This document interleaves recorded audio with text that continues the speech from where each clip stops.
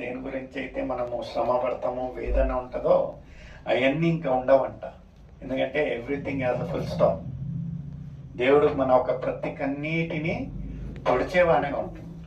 ఆ ఒక పాట ఎంత చక్కటి పాట ఏంటంటది, చెదరిన వారిని బాగు చేయువాడని, గుండె చెదరిన వారిని బాగు చేయువాడని,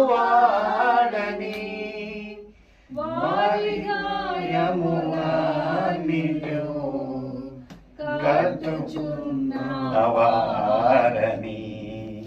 వారి గాయములన్నీయు కట్టుచున్నవారిని.